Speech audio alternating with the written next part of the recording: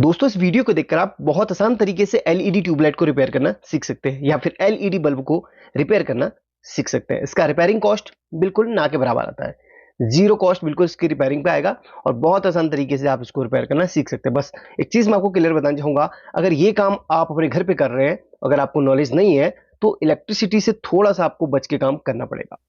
अगर आपको थोड़ा बहुत नॉलेज है तो कोई बात नहीं, बट अगर बिल्कुल नॉलेज नहीं है, बिल्कुल सेफ्टी के साथ काम करना है इस वीडियो को देखकर। चलिए अब मैं आपको बताता हूं। सबसे पहले तो हम ट्यूबलाइट के अंदर के सर्किट को निकालेंगे। ये बता दूं ये बिल्कुल डेड है। कुछ कंडीशन में एलईडी ट्यूबलाइट में जो प्रॉब्लम आती है वो ब्लिंकिंग की आती है, बट ये ब्लिंकिंग नहीं है, बिल्कुल डेड है और हाई वोल्टेज से बिल्कुल खराब हुई है। अचानक से वोल्टेज बड़ी होगी तो ये खराब होगी।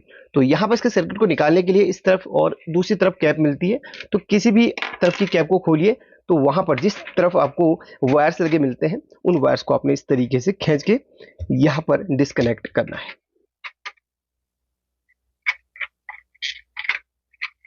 देखिए प्लस माइनस वैसे लिखा भी होता है, यहाँ पर प्लस माइनस लिखा भी होगा। चलिए अभी आपको बताऊंगा।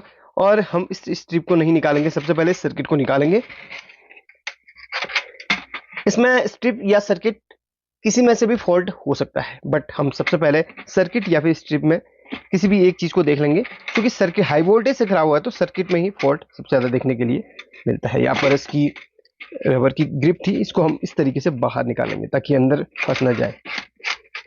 और ये देखिए इस तरीके से सर्किट हमारा बाहर निकल जाता है। यहाँ से खींचना है तो ये इसका सर्किट रहा, और ये इसकी स्ट्रिप होती पूरी आप बाहर निकाल सकते हैं। हर एक बल्ब को देख सकते हैं। जो बल्ब में हल्का सा काला डॉट रहेगा समझ लीजिए वो हमारा बल्ब खराब है।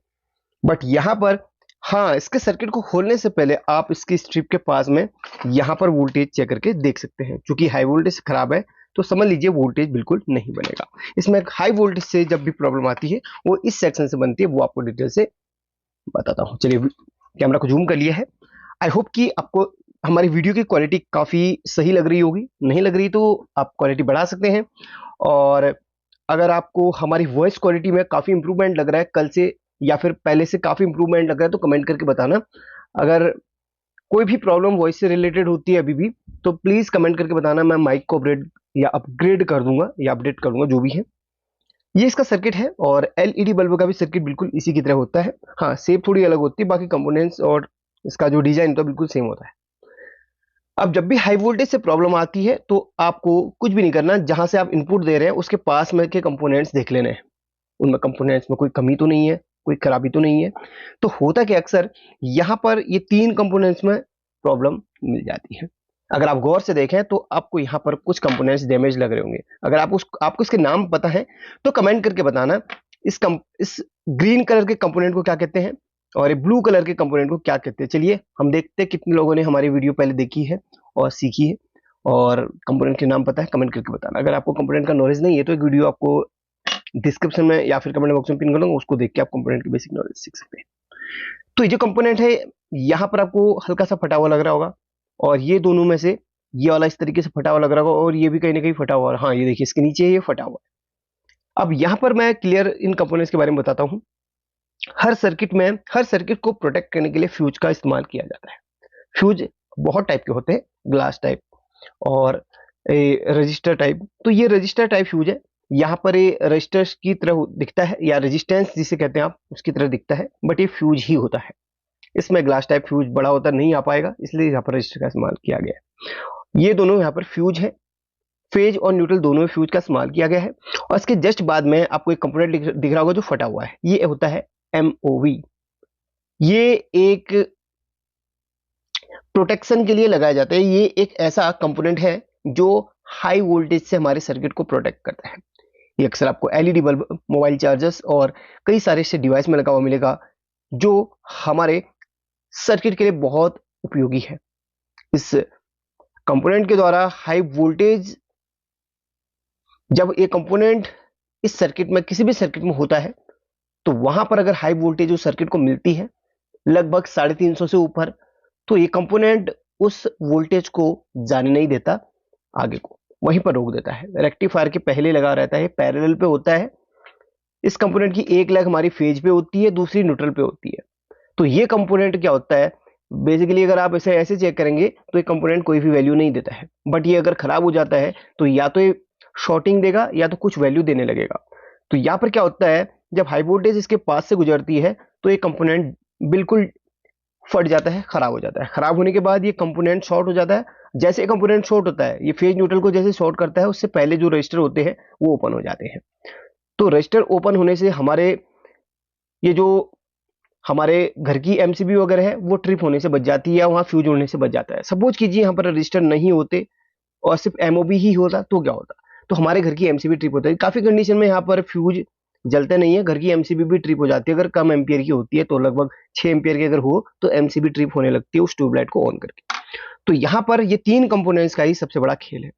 अगर यहाँ पर इन तीन कंपोनेंट्स को मैं निकाल के यहाँ पर डायरेक्ट इस रेक्टिफायर पे, छोटा सा एक ब्रिज रेक्टिफायर है, डायोड ब्रिज भी कहते हैं इसे, डीबी, तो इस रेक्टिफायर में डायरेक्ट हम फेज न्यूट्रल दे रहे हैं, तो यकीन मानिए यहाँ पर ये बिल्कुल अच्छी तरीके से काम करने लगेगा। अगर हम इधर पे कोई कंपोनेंट नहीं भी लगाते तो भी काम करें, इसलिए हमने आपको बोला जीरो कॉस्ट। बट यहाँ पर काम ऐसे तो चल जाएगा, लेकिन आपको 3 या 4 रुपए खर्च करके यहाँ पर 3 कंपोनेंट्स लेने हैं। चलिए मैं उनको पहले निकाल के आपको दिखाता हूँ। चलिए ये रहे वो 3 कंपोनेंट, आपको दोबारा से यहाँ पर इस्तेमाल करने हैं। 2 यहाँ पर रजिस्टर, एक यहाँ पर एमओवी या जेडओवी। एक बार यहाँ से ब्रेक हुई है, चलिए इसको मैं अभी सोल्डरिंग करूंगा। पहले इस कंपोनेंट को आपको टेस्ट करके दिखाता हूँ, इस कंपोनेंट की सही और खराब की वैल्यू क्या होती है। तो फाइनली ये कंपोनेंट हमारे यहाँ से डीसोल्डरिंग हो चुका है, और इस फ्यूज को भी हम यहाँ से डीसोल्डरिंग करके निकालेंगे बाहर। और इनके बिना भी हमारा सर्किट चल सकता है, बट यहाँ पर प्रोटेक्शन नहीं रहेगा। चलेगा बट प्रोटेक्शन बिल्कुल नहीं रहेगा। फ्यूज और एमओवी हमारे सर्किट को प्रोटेक्ट करने का काम करते हैं। हमारी वीडियोज आपको कैसी लगती है, हमारे सिखाने का तरीका आपको कैसा लगता है, भाई कमेंट करके जरूर बताना। चलिए चेक करके आपको दिखाता हूं। मल्टीमीटर को सबसे पहले आप डायोड या कंटिन्यूटी की रेंज पे रखेंगे। अब यहां पर ये 3 कंपोनेंट हमने उससे निकाले हैं, तो इनकी वैल्यू आपको दिखाता हूं। ये खराब है तो इसमें कोई भी वैल्यू नहीं आएगी, ये खराब है कोई भी वैल्यू नहीं आएगी। रजिस्टर खराब होने पर कोई भी वैल्यू नहीं आती है, और एमओवी खराब होने पर वैल्यू आती है। इसमें उल्टा होता है, जैसे एमओवी खराब हो गया या तो शॉर्ट होगा या तो कुछ वैल्यू देगा। ये देखिए जैसे तरीके से समझ लीजिए, ये खराब होगा तो वैल्यू देगा, और ये खराब होंगे कोई वैल्यू नहीं देंगे। अब यहां पर इन तीनों को हटा के बिल्कुल सही वाले चेक करवाता हूं। जैसे सही वाले हैं तो इनकी जो वैल्यू है यहां पर आ जाएगी, जितने भी ओम्स, या फिर एक सेकंड, इसको मल्टीमीटर को है ना बिल्कुल, हाँ अगर एक्यूरेट वैल्यू चाहिए तो मल्टीमीटर को 0 0 पे रखना पड़ता है। मल्टीमीटर काफी दिनों से यूज नहीं कर पा रहा था मैं, हाँ बरसात में ऐसे प्रॉब्लम करता मल्टीमीटर। चलिए 0 0, अब इसकी टेस्टिंग करेंगे तो 10 अपनी 10 ओम्स दिखाएगा। ये देखिए, क्योंकि ये 10 ओम्स का रजिस्टर है और फ्यूजेबल रजिस्टर है, नॉर्मल नहीं फ्यूजेबल रजिस्टर है, इसमें नाइक्रोम की वायर होती है। और एमओवी कोई भी वैल्यू नहीं देगा। यहाँ पर देखिए, सही एमओवी कोई भी वैल्यू नहीं देता, और खराब एमओवी कुछ ना कुछ वैल्यू देता है। ये देखिए, और ये एमओवी आपका एसी डीसी दोनों में इस्तेमाल किया जाता है। अब डीसी में भी इसको इस्तेमाल कर सकते हैं, एसी में भी इसको इस्तेमाल कर सकते हैं, और एसी डीसी में ये पैरेलल पे लगता है, सीरीज में नहीं लगता। जैसे कि ये दोनों सीरीज पे लगते हैं, तो सीरीज में ये नहीं लगता, ये पैरेलल पे लगता है। फेज न्यूट्रल डायरेक्ट दोनों पे लगेगा, प्लस माइनस में ही लगेगा, ठीक है। और इसके साथ में फ्यूज का लगा होना बहुत ज्यादा जरूरी होता है। तो चलिए, जैसे हमने इसको डिस्कनेक्ट करा था या रिमूव करा था, उसको हमने फिर से इस तरीके से लगा लेना है जैसे हमने निकाला था। चलिए मैं फटाफट से इसको लगा लेता हूं, और जहां से जिस तरीके से निकला है वैसे लगाना है। देखिए, ये देखिए, यहाँ से एमओवी और यहाँ से दोनों से फ्यूज। चलिए, और हाँ उससे पहले आपको इसको चला के जरूर दिखाता हूं कि हाँ चल रहा है कि नहीं, कंफर्मेशन के लिए, ताकि आप लोगों को लगे कि हाँ बिना कंपोनेंट के भी इसे हम चला सकते हैं। एक वायर यहाँ से टूटी है, उसको हम जोड़ लेते हैं,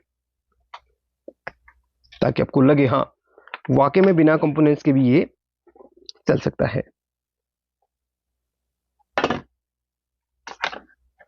स्ट्रिप में कोई प्रॉब्लम नहीं होनी चाहिए। एलईडी स्ट्रिप भी अभी हमने चेक नहीं करी, चलिए कर ही लेते हैं।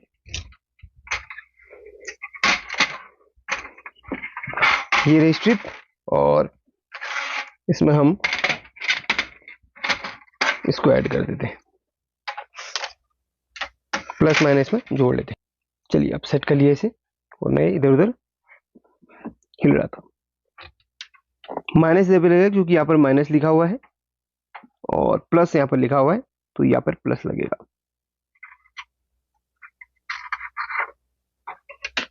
अब इसको हम चेक करते हैं। ये हमारी सीरीज की वायर है और इसको हम चेक करते हैं। ऐसे करके नहीं चलेगा। चलेगा कैसे? हम जब रेक्टिफायर पे डायरेक्ट इधर पे वोल्टेज देंगे रेक्टिफायर के दोनों सिरों पे, कुछ इस तरीके से, तो ये चलेगा 101%। देखिए इस तरीके से। एक सेकंड, हिल रहा है ना काफी, क्योंकि यहाँ पर भाई मुझे भी डर लगता है लाइट से, क्योंकि लाइट है ही कुछ ऐसी चीज जो किसी को भी नहीं छोड़ती। याद रखना, लाइट के साथ कभी भी मजाक नहीं करना है, सेफ्टी के साथ काम करना है। तो इस तरीके से जल जाती है। बट यहां पर सेफ्टी अगर आपको चाहिए तो आपने इस जगह पे वही फ्यूज और एमओवी को जोड़ना पड़ेगा। चलिए जोड़ लेते फटाफट से, जैसे निकला था। तो दोस्तों यहां पर मैंने कंपोनेंट्स को लगा लिया है बिल्कुल उसी तरीके से जैसे हमने निकाला था। देखिए, और एमओवी की वैल्यू जरूर आपको बताना चाहूंगा। ये जो एमओवी है जो इसमें लगा था पहले, उसकी वैल्यू आपको बता देता हूं। इसकी वैल्यू 500 नहीं 621 के है। 621 के 07D। अगर पॉसिबल होगा तो ऊपर लिख दूंगा मैं 621 के और 07D। जो 07D मीन्स इसका जो डिस्क, गोल्ड डिस्क होती है ना, उसका साइज होता है 07 mm का, और इसकी वैल्यू 621 के जो इसमें पहले लगा हुआ था। इसकी जगह पे हम यहां पर 511 के का भी इस्तेमाल कर सकते हैं। 511 के। अगर आपको दिख रहा हो तो वीडियो को लाइक कर देना और बताना हाँ दिख रहा है करके। 511 के इधर पे आपको लिखा हुआ दिख रहा होगा, है ना, अगर आप ध्यान देंगे तो। ये देखिए 511 के, ठीक है। और 07D इसका वो है डिस्क साइज, क्योंकि ये गोल्ड डिस्क के अंदर होती है मेटल ऑक्साइड की, तो उसका साइज यहाँ पर लिखा मेंशन किया गया है। चलिए अब आपको चेक करके दिखा देता हूँ, फिर उसके बाद हम पैक करेंगे। किस तरीके से पैक करना है वो भी आपको मैं दिखाता चलूंगा। ये देखिए फाइनली ये चल पड़ी, कोई भी दिक्कत अब नहीं है। यानी कि हमने लगभग 200 से 250 रुपया बचा लिया है, क्योंकि ये ट्यूबलाइट का जो कीमत है अपने इधर उतना ही है, ठीक है। अब चलिए पैक करना सिखाता हूं आपको। इसको पैक करने के लिए सबसे पहले इसको हमने डिस्कनेक्ट करना पड़ेगा यहां से। तो फाइनली डिस्कनेक्ट हो चुका है। अब यहां पर हमें देखिए ये जो मेन वायर है वो हमें वहां से डालनी है, जैसे हमने निकाला था बिल्कुल वैसे ही।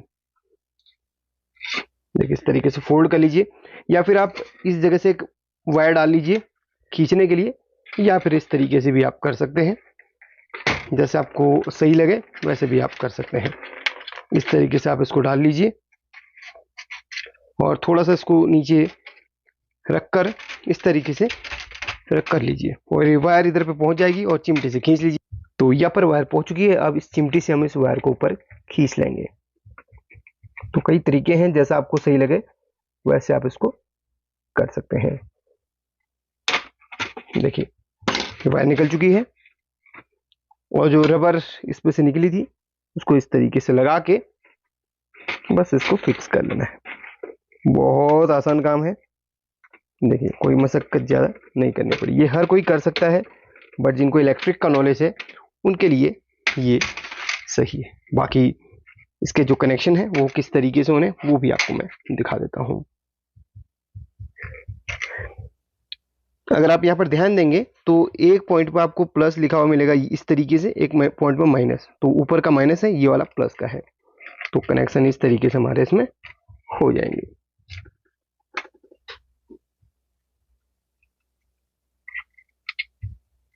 ये प्लस के कनेक्शन हो गए,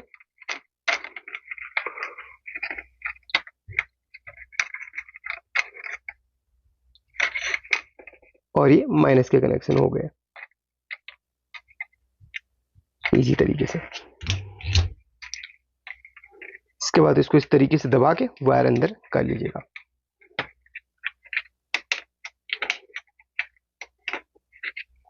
और एक कैप इस तरीके से लगा लेनी है, इधर पे लॉक हो जाएगी। और साथ ही इसको मैं टेस्ट भी कर लेता हूं, एक सेकेंड। कुछ इस तरीके से सीरीज बल्ब है, इसमें हम चेक कर लेते हैं। तो वीडियो कैसा लगा भाई कमेंट करके जरूर बताना, और ऐसी वीडियोस देखना चाहते तो हमारे चैनल को सब्सक्राइब करना चाहे तो कर सकते हैं। टेक केयर, अपना ख्याल रखिए।